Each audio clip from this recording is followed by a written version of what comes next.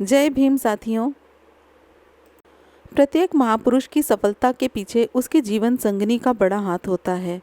जीवन संगनी का त्याग और सहयोग अगर ना हो तो शायद वह व्यक्ति महापुरुष बन ही नहीं पाता। आई साहेब रमाबाई अंबेडकर इसी तरह के त्याग और समर्पण की प्रतिमूर्ति थी। अक्सर महापुरुष की दमक के सामने उसका घर परिवार और जीवन संगनी सब पीछे छूट जाते हैं, क्योंकि इतिहास लिखने वालों की नज़र महापुरुष पर केंद्रित होती है। यही कारण है कि रमाई के बारे में भी ज़्यादा कुछ नहीं लिखा गया। रमाबाई का जन्म महाराष्ट्र के दापोली के निकट वाड़ंद गांव में 7 फरवरी 1897 में हुआ था। इनके पिता का नाम भीखू दुत्रे और माँ का नाम रुक्मणी था। महाराष्ट्र में कहीं कहीं नाम के साथ गांव के नाम भी जोड़ने का चलन है। इस चलन के अनुसार उन्हें भीखू वाड़ंदकर के नाम से पुकारा जाता था। भीखू वाड़ंदकर अपनी कुलीगिरी की आय से परिवार का पालन पोषण बड़ी मुश्किल से कर पाते थे। रमाबाई के बचपन का नाम रामी था। रामी की 2 बहनें, बड़ी बहन का नाम गौरा और छोटी बहन का नाम मीरा था। एक भाई था शंकर, जो चारों भाई बहनों में सबसे छोटा था। बचपन में ही माता पिता की मृत्यु हो जाने के कारण रामी और उसके भाई बहन अपने मामा चाचा के साथ बम्बई में भाईखला आकर रहने लगे थे। रामी का विवाह 9 वर्ष की आयु में सूबेदार मेजर रामजी मालोजी सकपाल के सुपुत्र भीमराव से वर्ष 1906 में हुआ था। उस समय भीमराव की उम्र 14 वर्ष थी और वे 10वीं कक्षा में पढ़ रहे थे। शादी के बाद रामी का नाम रमाबाई हो गया था। शादी से पहले रमा बिल्कुल अनपढ़ थी, किंतु शादी के बाद भीमराव अंबेडकर ने उन्हें साधारण पढ़ना लिखना सिखा दिया था, जिसे वे अपने हस्ताक्षर भी कर लेती थी। डॉक्टर अंबेडकर रमाबाई को रामू कह के पुकारते थे, जबकि रमाबाई बाबा साहेब को साहब कह के पुकारती थी। रमाबाई और भीमराव अंबेडकर की वर्ष 1924 तक 5 संतानें हुई थी। बड़े पुत्र यशवंत राव का जन्म 12 दिसंबर 1912 में हुआ था। उस समय भीमराव अंबेडकर परिवार के साथ मुंबई के पायाबाड़ी परेल BIT चायल में रहते थे। जनवरी 1913 में बड़ौदा राज्य सेना में लेफ्टिनेंट के रूप में नियुक्त होने पर डॉक्टर भीमराव अंबेडकर बड़ौदा चले आए, पर जल्द ही उन्हें अपने पिताजी रामजी सकपाल की बीमारी के चलते वापस मुंबई लौटना पड़ा, जिनकी मृत्यु रमाबाई की दिन रात सेवा और चिकित्सा के बाद भी 2 फरवरी 1913 को हो गई थी। पिता की मृत्यु के बाद भीमराव उच्च शिक्षा के लिए विदेश गए थे और वे 1914 से 1923 तक करीब 9 वर्ष तक विदेश में रहे। बाबा साहेब अम्बेडकर जब अमेरिका में थे, उस समय रमाबाई ने बहुत कठिन दिन व्यतीत किए। पति विदेश में हो और खर्च भी सीमित हो, ऐसी स्थिति में कठिनाइयां आनी एक साधारण सी बात थी। रमाबाई ने यह कठिन समय भी बिना किसी शिकवा शिकायत के बड़ी धीरता से हंसते हंसते काट लिया। दिसंबर 1940 में बाबा साहेब भीमराव अंबेडकर ने जो पुस्तक थॉट्स ऑफ पाकिस्तान लिखी, वह पुस्तक उन्होंने अपनी पत्नी रमाबाई को ही भेंट की। भेंट के शब्द इस प्रकार थे: मैं यह पुस्तक रामू को उसके मन की सात्विक मानसिक सद्वृत्ति, सदाचार की पवित्रता और मेरे साथ दुख झेलने में अभाव व परेशानी के दिनों में, जबकि हमारा कोई सहायक न था, अतीव सहनशीलता और सहमति दिखाने की प्रशंसा स्वरूप भेंट करता हूँ। उपरोक्त शब्दों में स्पष्ट है कि माता रमाई ने बाबा साहेब की किस प्रकार संकट के दिनों में भी साथ दिया और बाबा साहेब के दिल में उनके लिए कितना आदर और प्रेम था। बाबा साहेब अम्बेडकर जब अमेरिका गए तो रमाबाई गर्भवती थी। उन्होंने एक लड़के रमेश को जन्म दिया, परंतु वह बाल्यावस्था में ही चल बसा। बाबा साहेब के लौटने के बाद एक अन्य लड़का गंगाधर उत्पन्न हुआ, परंतु उसका भी बाल्यकाल में ही 2.5 साल की अल्प आयु में ही देहावसान हो गया। गंगाधर की मृत्यु की हृदय विदारक घटना का जिक्र करते हुए एक बार बाबा साहेब ने अपने मित्र को बताया था कि ठीक से इलाज न होने से जब गंगाधर की मृत्यु हुई तो उसकी मृतदेह को ढकने के लिए गली के लोगों ने नया कपड़ा लाने को कहा, मगर उनके पास उतने पैसे नहीं थे। तब रमा ने अपनी साड़ी से कपड़ा फाड़ कर दिया था। वही मृतदेह को उड़ाकर लोग शमशान लेके गए थे और पार्थिव शरीर को दफना कर आए थे। परंतु उनका इकलौता बेटा यशवंत ही है, परंतु उसका स्वास्थ्य भी खराब रहता है। माता रमाई यशवंत की बीमारी के कारण पर्याप्त चिंतातुर रहती थी, परंतु फिर भी इस बात का पूरा ध्यान रखती थी कि बाबा साहेब डॉक्टर अंबेडकर के कार्यों में किसी प्रकार का कोई विघ्न न आए और उनकी पढ़ाई में बाधा न उत्पन्न हो। माता रमाई अपने पति के प्रयत्न से कुछ लिखना पढ़ना भी सीख गई थी। आमतौर पर देखा गया है कि महापुरुषों के जीवन में ये एक सुखद बात होती रही है कि उन्हें जीवन साथी बहुत ही साधारण और अच्छे मिलते रहे। बाबा साहेब भी ऐसे ही भाग्यशाली महापुरुषों में से एक थे जिन्हें रमाबाई जैसी बहुत नेक और आज्ञाकारी जीवन साथी मिली। इस मध्य बाबा साहेब अम्बेडकर के सबसे छोटे बच्चे ने जन्म लिया। उसका नाम राजरत्न रखा गया। वे अपने इस पुत्र से बहुत लाड प्यार करते थे।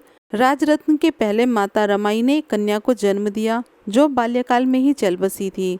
माता रमाई का स्वास्थ्य खराब होने लगा, इसलिए उन्हें दोनों लड़कों यशवंत और राजरत्न सहित वायु परिवर्तन के लिए धारवाड़ भेज दिया गया। लेकिन सबसे छोटा पुत्र राजरत्न की भी मृत्यु 19 जुलाई 1926 को हो गई। बाबा साहेब की ओर से अपने मित्र की दातोबा पवार को 16 अगस्त 1926 को लिखा पत्र बहुत दर्द भरा था। उसमें एक पिता का अपनी संतान के वियोग का दुख स्पष्ट दिखाई दिया। हम 4 सुंदर, रूपवान और शुभ बच्चे दफन कर चुके हैं। इनमें से 3 पुत्र थे और 1 पुत्री।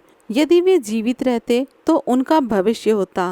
उनकी मृत्यु का विचार करके दिल बैठ जाता है। हम बस अपना जीवन व्यतीत कर रहे हैं। जिस प्रकार सिर से बादल निकल जाता है, उसी प्रकार हमारे दिन झटपट बीतते जा रहे हैं। बच्चों के निधन से हमारे जीवन का आनंद ही जाता रहा। और जिस प्रकार बाइबल में लिखा है, तुम धरती का आनंद हो, यदि वह धरती को त्याग जाए तो फिर धरती आनंदपूर्ण कैसे रहेगी। मैं अपने परिक्त जीवन में बार बार ऐसा ही अनुभव करता हूँ। पुत्रों की मृत्यु से मेरा जीवन बस ऐसे ही रह गया है जैसे तृष्ण कांटों से भरा हुआ कोई उपवन। बस अब मेरा मन इतना भरा आया है कि मैं और अधिक नहीं लिख सकता। 4 बच्चों की मृत्यु का कारण धनाभाव था, क्योंकि डॉक्टर अंबेडकर स्वतंत्र जीविकोपार्जन के काम की तलाश में मारे मारे फिर रहे थे, जिसके कारण घर की माली हालत बहुत खराब थी। जब पेट ही पूरा नहीं भर रहा तो बच्चों की बीमारी के इलाज के लिए पैसे कहाँ से लाते। बाबा साहेब के सबसे बड़े पुत्र यशवंत राव ही जीवित रहे थे। वह भी हमेशा बीमार से ही रहते थे। रमाबाई को बच्चों की चाह थी, मगर अब और बच्चा होने से डॉक्टर के अनुसार उन्हें टीबी होने का खतरा था। इस कारण डॉक्टर ने बाबा साहेब को सावधानी बरतने की सलाह दी। भीमराव अंबेडकर हमेशा ज्ञानार्जन में रात दिन लगे रहते थे। ज्ञानार्जन की तड़प उनमें इतनी थी। रमा इस बात का ध्यान रखती थी कि पति के काम में कोई बाधा ना हो। वह पति के स्वास्थ्य और सुविधा का पूरा ध्यान रखती थी। बाबा साहेब पढ़ते समय प्रायः अंदर से दरवाजा बंद कर लेते थे। रमाबाई कई बार तो जोर जोर से दरवाजा खटखटाती, परंतु दरवाजा नहीं खुलता था। थक हार कर वह लौट जाती। इस चक्कर में कई बार भूखे ही रह जाती थी। पति भूखा हो और वो भोजन कर ले, उन्हें मंजूर नहीं था। डॉक्टर की सलाह अनुसार बाबा साहेब भी रमा से दूरी ही बनाकर रहते थे। कई बार वे घर में भी नहीं आते थे, ऑफिस में ही रहते थे। रमा की घर गृहस्थी के शुरू में का जीवन लंबी आर्थिक तंगी का रहा था। तंगी की हालत ये थी कि दिन भर मजदूरी करने के बाद शाम को वह घर से 3-4 किलोमीटर दूर जाकर गोबर उठाकर लाती थी। गोबर से वह कंडे थापती और फिर उसे बेच आती थी। पास पड़ोस की स्त्रियां टोकती थी कि बैरिस्टर की पत्नी होते हुए भी वह सिर पर गोबर ढोती है। इस पर रमा कहती, घर का कामकाज करने में लज्जा की क्या बात है। रमा एक सीधी सादी और कर्तव्य परायण स्त्री थी। पति और परिवार की सेवा करना वह अपना धर्म समझती थी। चाहे जो भी विपत्ति हो, किसी से सहायता लेना उन्हें गंवारा नहीं था। ऐसे कई मौके आए जब परिचितों ने उन्हें मदद की पेशकश की, किंतु रमा ने लेने से इनकार कर दिया। रमाताई संतोष, सहयोग और सहनशीलता की मूर्ति थी। डॉक्टर भीमराव अंबेडकर प्रायः घर से बाहर रहते थे। वे जो कुछ कमाते थे उसे वे रमा को सौंप देते और जब आवश्यकता होती तो उतना मांग लेते थे। रमाबाई घर का खर्च चलाकर कुछ पैसा जमा भी करती थी, क्योंकि उन्हें मालूम था कि बाबा साहेब को उच्च शिक्षा के लिए पैसों की जरूरत है। बाबा साहेब की पक्की नौकरी न होने से उन्हें काफ़ी दिक्कत होती थी। जहाँ तक डॉक्टर अंबेडकर के सामाजिक आंदोलनों में सहभागिता की बात है, रमाबाई ने ऐसे कई आंदोलनों और सत्याग्रहों में शिरकत की थी। वैसे भी डॉक्टर अंबेडकर के आंदोलनों में महिलाएं जमकर भाग लेती थी। रमाबाई अपने अथक प्रयासों एवं परिश्रम से डॉक्टर अंबेडकर के मुक्ति संघर्ष जुड़ते हुए उनके साथ दलित समाज की चेतना संपन्न करने के लिए प्रयत्नशील रही। वे लगातार जब डॉक्टर अंबेडकर विदेश में थे तो उनके साथ पत्र व्यवहार और देश में होने वाले प्रत्यक्ष माध्यम से दलित समाज के प्रश्नों को लेकर विचार विमर्श करती थी। वह दलित महिला बैठकों की अध्यक्षता करते हुए महत्वपूर्ण आंदोलनों से जुड़ी रही। दलित समाज के लोग रमाबाई को आई साहेब और डॉक्टर अंबेडकर को बाबा साहेब कहकर पुकारा करते थे। अंबेडकर के राजनीतिक आंदोलन में रमाबाई की बढ़ती रुचि को 1920 की मनगांव परिषद के बारे में उनकी जिज्ञासा से, साहू जी महाराज के कार्यों में उनके सवालों से, 1927 के महार सत्याग्रह में भाग लेने में उनकी उत्सुकता से तथा मुंबई के जे अस्पताल में स्त्रियों की सभा को संबोधित करने से मापा जा सकता है। महार सत्याग्रह के बाद उन्होंने दलित महिलाओं को सवर्ण स्त्रियों की तरह साड़ी बांधना सिखाया। 1920 में लंदन जाने के पहले डॉक्टर अंबेडकर ने श्राद्ध के कार्यक्रम का आयोजन किया, जो कि उनके पिता की बरसी पर था, और हिंदू कर्मकांडों की परंपरा तोड़ने के लिए ब्राह्मण भोज न कराकर वंचित जाति के लिए स्थापित छात्रावास से 40 छात्रों को भोज के लिए आमंत्रित किया। रमाबाई ने परंपरागत मिठाइयां परोसने की योजना बनाई थी, लेकिन अंबेडकर ने तर्क दिया कि इन छात्रों को मांस व मछली परोसी जानी चाहिए, जो उन्हें छात्रावास के भोजन में नहीं मिल पाती हैं। रमाबाई पहले तो इस तर्क से बहुत क्षुब्ध हुई और श्राद्ध की रीतियों में पूरन पोली की बजाय मांस भोज पर प्रश्न उठाने लगी, किंतु बाद में उन्होंने अंबेडकर के कहे अनुसार ही किया। जब बाबा साहेब दादर से मकान राजगृह, जो रेलवे लाइन के निकट था, वहां रहते थे, एक बार बाबा साहेब के मित्र ने पूछा, उन्होंने अपने रहने के लिए रेलवे लाइन के इतना निकट क्यों चुना? क्या इससे आपके ध्यान में विघ्न नहीं पहुंचता और पढ़ाई में बाधा नहीं पहुंचती? इस पर बाबा साहेब कुछ कहते इसके पहले ही पास में खड़ी रमा ने जवाब दिया, क्यों बेकार की बातें करते हैं? बड़ी मुश्किल से तो हमने यह बसेरा बनाया है, इसे भी अब आप मन से उतार रहे हो। जब साहब पढ़ने बैठते हैं तो उन्हें आंधी तूफान, भूख प्यास, किसी भी चीज की कोई सुध नहीं रहती, तो रेल के इंजन की आवाज कहाँ सुनाई देती होगी? रमाबाई की इस हाजिर जवाबी को डॉक्टर अंबेडकर और उनके मित्र देखते ही रह गए। राजगृह की भव्यता और बाबा साहेब की चारों ओर फैलती कीर्ति भी रमाबाई की बिगड़ती तबीयत में कोई सुधार न ला पाई। उल्टे वे पति की व्यस्तता और सुरक्षा के लिए बेहद चिंतित रहती थी। कभी कभी वे उन लोगों को भी डांट देती थी जो साहब को उनके आराम के क्षणों में मिलने आते थे। रमाबाई अपनी इस बीमारी की हालत में भी डॉक्टर अंबेडकर की सुख सुविधाओं का पूरा ध्यान रखती थी। उन्हें अपने स्वास्थ्य की उतनी चिंता नहीं होती थी जितनी कि पति को घर में आराम पहुंचाने की। दूसरी ओर डॉक्टर अंबेडकर अपने कार्यों में अत्यधिक व्यस्त रहने के कारण रमाबाई और घर पर ठीक से ध्यान नहीं दे पाते थे। एक दिन उनके पारिवारिक मित्र उपशाम गुरुजी से रमाताई ने अपना दुखड़ा कह सुनाया, गुरुजी, मैं कई महीनों से बीमार हूँ। डॉक्टर साहब को मेरा हालचाल पूछने की फुर्सत नहीं है। वे हाई कोर्ट जाते समय केवल दरवाजे के पास खड़े होकर मेरे स्वास्थ्य के संबंध में पूछते हैं और वहीं से चले जाते हैं। क्या यही पति का कर्तव्य है? पत्नी की भी कुछ आशाएं होती हैं। उनके ऐसे व्यवहार से मेरा मन बड़ा दुखी होता है।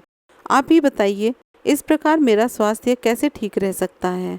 उपशाम गुरुजी ने राजगृह की ऊपरी मंजिल पर अपने कमरे में अध्ययनरत बाबा साहेब को जब यह बात बताई तो उन्हें बहुत दुख हुआ। पुस्तक से ध्यान हटाते हुए बाबा साहेब ने कहा, उपशाम, रामू के इलाज के लिए मैंने अच्छे डॉक्टरों और दवा की व्यवस्था की है। दवा आदि देने के लिए उनके पास उनका लड़का, मेरा भतीजा और उनका अपना भाई भी है। फिर भी वह चाहती है कि मैं उनके पास बैठा रहूं। ये कैसे संभव है? मेरी पत्नी की बीमारी के अलावा इस देश के 7 करोड़ अछूत हैं जो उनसे भी ज्यादा सदियों से बीमार हैं। वे अनाथ और असहाय हैं। उनकी देखभाल करने वाला कोई भी नहीं है। मुझे रामू के साथ साथ इन 7 करोड़ अछूतों की भी चिंता है। रामू को इस बात का ध्यान देना चाहिए। यह कहते कहते बाबा साहेब का गला भर आया। रमाबाई काफी लंबे समय तक बीमार रही और अंततः 27 मई 1935 को जब बाबा साहेब अंबेडकर कोर्ट से लौटे तो रमाबाई ने इशारे से बाबा साहेब को अपने पास बुलाया और हाथों में हाथ लेकर कहा, देखो, आप मुझे वचन दो कि मेरे निधन के बाद आप हताश नहीं होंगे। हमारे बच्चे तो जिंदा रह नहीं सके, समाज ही अपना बच्चा है। मुझे वचन दो कि आप उन्हें ब्राह्मणी व्यवस्था से आज़ाद करेंगे। ऐसा कहकर माता रमाबाई ने डॉक्टर अंबेडकर को अकेला छोड़कर इस दुनिया से विदा ले लिया। रमाताई की मृत्यु से डॉक्टर अंबेडकर को काफ़ी गहरा आघात लगा और वे बच्चों की तरह फूट फूट कर रोए थे। तो ये थी कहानी हमारे बाबा साहेब की पत्नी रमाबाई की, जो कि त्याग और ममता की मूर्ति थी। बाबा साहेब और माता रमाई ने अपने देश के 7 करोड़ अछूत बच्चों को अपने बच्चे समझकर उनका साथ दिया था और ऐसा करना हर किसी के बस की बात नहीं होती। आज उनकी पुण्यतिथि पर उनको शत शत नमन है। जय माता रमाबाई, जय भीम, नमो बुद्धाय।